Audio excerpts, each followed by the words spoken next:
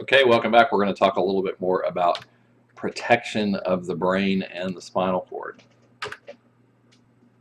Okay, what things protect the brain? Of course, your skull bones help protect the brain. That's pretty obvious.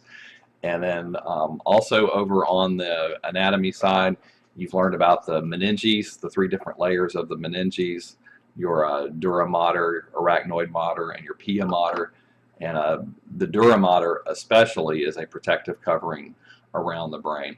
Then the watery cushion of the cerebrospinal fluid also helps protect the brain as well. Then we've already talked about the blood-brain barrier back when we went over central nervous system tissues, and I mentioned that yes, you do have, of course, blood vessels that pass through your nervous tissue, since the blood has to bring oxygen gas and nutrients and other goodies, and also has to carry away the wastes. But things don't get out of the blood and into the surrounding interstitial tissue fluids as easily in the central nervous system as they do in other parts of the body. That's called the blood-brain barrier, and that is supposed to protect the brain. Okay, this is a nice little diagram from your textbook, which is showing a chunk starting up here at the skin of the scalp, and then here is a skull bone, which we learned about back in Unit 3. And of course, the skull bone has a connective tissue covering around it called the periosteum. That's a tough connective tissue covering, and you have that both on the superficial surface and the deep surface. And if you move downward from there, then you have your meninges, and you've got the dura mater that's illustrated there in that kind of pinkish orange color. Then you have the kind of the white webby layer, the middle layer, called the arachnoid mater. Looks kind of spider webbish.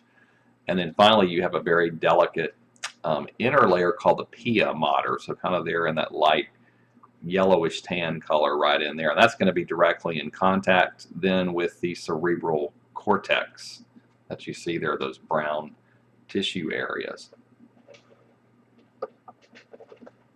So those are the different layers of the structures that help surround and protect the brain.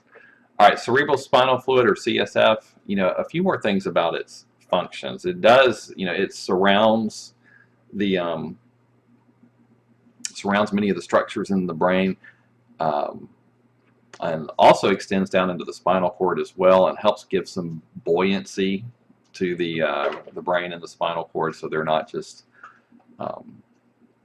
they're not rubbing up against drier type tissues. So you have cerebrospinal fluid. So down in here, here's your cerebral cortex right in here. Got the pia mater, very delicate layer of the meninges sitting right along on top of that. And then all this webby area in here, that's the arachnoid mater, where you have kind of stringy connective tissues, but those are fluid-filled spaces that you see in there. You have cerebrospinal fluid in there as well. And same thing around the spinal cord. You have cerebrospinal fluid around the outside of the spinal cord within that arachnoid mater that surrounds that part of the body.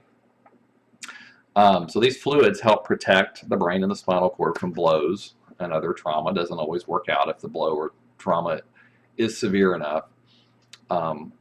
Does actually, when you have nutrients that are in the blood, the cerebrospinal fluid is produced by choroid plexuses. We're seeing those over on the anatomy side as well. Those are capillary beds that actually secrete this fluid that are positioned in a few different areas in the brain.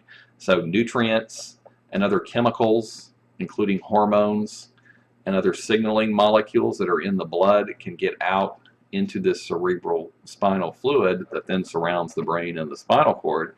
And so it does provide some nourishment, and it is involved in some chemical signaling. It also helps remove wastes from your central nervous system tissues, because the cerebrospinal fluid gets secreted from capillary beds in the brain called those choroid plexuses, but then the fluid also gets taken back up into a large vein in the brain that extends around the top central portion of the brain, and returns those fluids back to the bloodstream. So the CSF just like all your tissue fluids, it moves from compartment to compartment. So the fluid comes out of the blood into the cerebrospinal fluid, and then that fluid winds up returning to the blood later.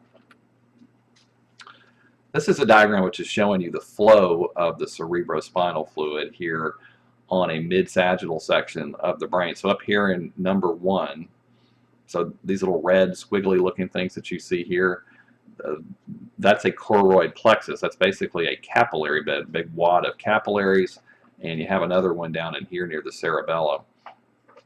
Those secrete the cerebrospinal fluid, so that fluid is actually coming out of the blood and into these compartments, and then the fluid winds up in these ventricles, or fluid-filled compartments. You've got the first and the second ventricle, which we're learning about over on the anatomy side. For example, there's one of those ventricles over there.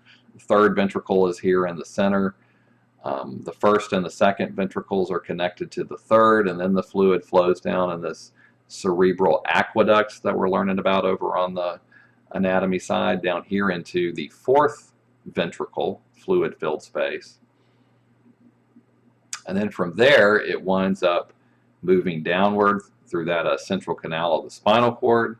Some of it flows out of the fourth ventricle and flows downward around the sides of the spinal cord, down in the arachnoid mater. That's where it's going to be, down in here. Then it also winds up circulating upward and around the cerebellum. Some of it's heading up this way around the brainstem, and then flows through the arachnoid mater all the way around the whole surface of the brain. And then up in here, up in this very upper section of the brain, this is right here, and then over here there's another area where this is happening. Those are called, each of those is an arachnoid villus. A villus is like a little projection. And that's where the cerebrospinal fluid gets reabsorbed into this big gigantic vein. So in dark blue right here, that is a large vein that's running right along in between the two hemispheres of the brain up in there, and that's where your cerebrospinal fluid gets reabsorbed back into the bloodstream. All right, so that was just a little bit more about the cerebrospinal fluid and some other things that help protect the brain and the spinal cord. Next lecture, we're going to talk about a few homeostatic imbalances of the brain and the spinal cord. And there are certainly many different types of brain and spinal cord homeostatic imbalances that can occur, so we're just going to hit the highlights on a few of those.